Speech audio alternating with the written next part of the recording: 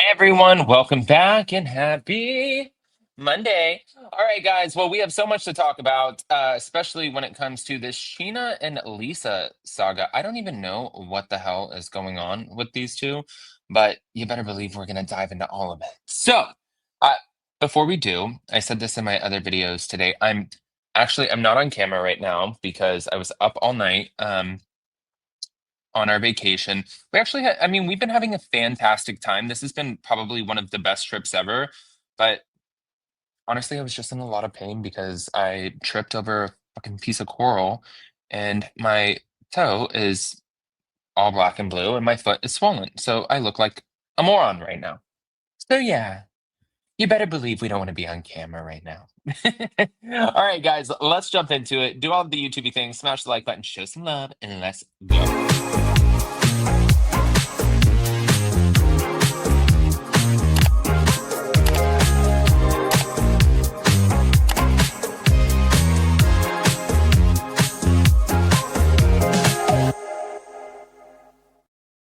So I don't know what's gotten into Sheena, but Sheena has become a lot more vocal, especially when it comes to Lisa Vanderpump, and she doesn't seem to be holding back at all. She suggested that Lisa attempted to manipulate Ally Lewber into reconciling with James Kennedy after his arrest, despite the abusive relationship that they were in. Um, Ally felt conflicted after Lisa's call, questioning whether she made the right decision, and Sheena advised her, saying, honey, absolutely not. You did the right thing. Anyone trying to convince her to stay in an abusive relationship, shame on you. So she's telling Lisa, shame on you. Um, Let me just play the clip here. I mean, girl is not holding back. Your reaction to Lisa's phone call to Ally? Sadly, I'm not shocked.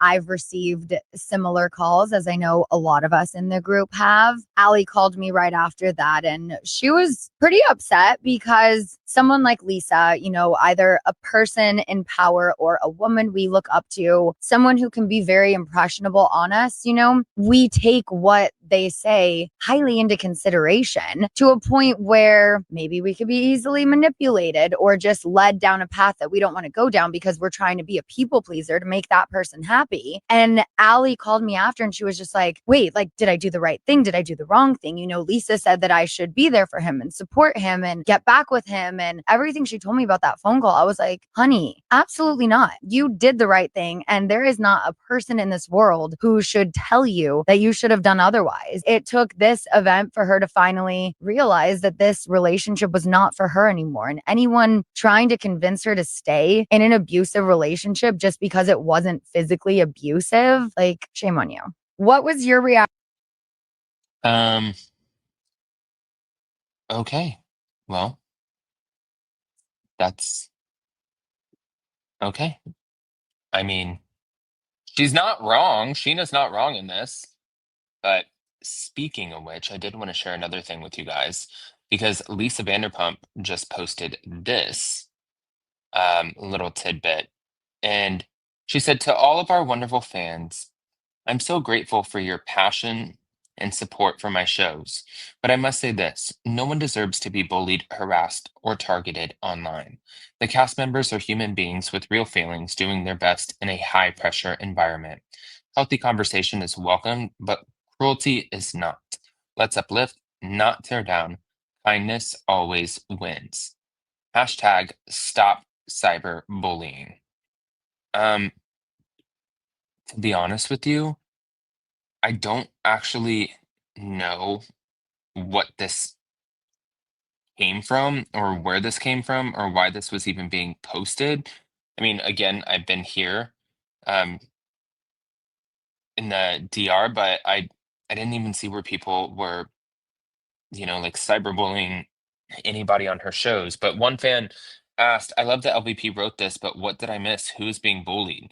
And another responded, speculating that Scheana Shay, a former co star, could be one that Vanderpump was referring to, citing recent public tensions between the two. And some even mentioned Stassi Schroeder or even Jax Taylor, who made headlines recently for entering rehab on the Valley. And um, her decision was not to give names, and now that's clearly leaving fans guessing, but her message of kindness and understanding, it seems like it's pretty clear. I just want to know, who the f- are we talking about? Who are we talking about here? Ay, ay, ay. Anyways, I'm moving on. All right.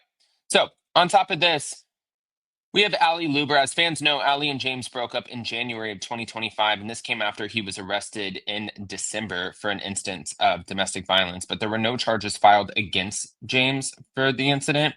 But Ally has, seems like, a lot going on in her life post James, and recently sat down in an interview with E News.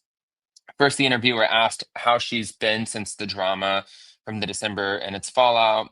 And she said, it's good to be on the other side of it. And then she also said, I'm happy. I love my new apartment. My cats are happy. I'm seeing my friends a lot, which is great. I just feel really blessed being able to do astrology. I'm just so grateful for that. And I'm just able to pour so much of my love and energy into that right now. And she also addressed her current standing with James following the split. And she said, we don't have any communication right now, but I believe we're amicable. There's not been any ill will or anything, at least from my perspective. I can't speak for him. Obviously, I will always wish him the best. But she said, I'm really proud of him, talking about his sobriety journey. From what I've heard, he's still in AA and working on himself, and he's DJing again, which makes me happy. And he is a great person who is a bit wounded. So I'm just happy that he's taking care of himself, and I will always wish him the best. And I believe he feels the same for me. And she did say too, honestly, it took a lot of space and time after everything went down, and it allowed me to remove myself and to sit with the reality of the relationship and view it from a more realistic point of view, and not like a lover point of view who just wants to take care of someone. So ultimately, I was able to be like, okay, this is not healthy for either of us, and I don't want these patterns to continue. So I got to, choose myself right now, which is not easy, but ultimately, where I am now, I'm glad that I did that. And as for her plans for dating, she said, I'm so scared. I don't think I'm ready. I feel like I'm about to become a true Capricorn where I just pour all of my energy into work. So we'll see. I'm not like opposed to it. Like, the wheels are starting to turn a little bit, but I still have some healing to do.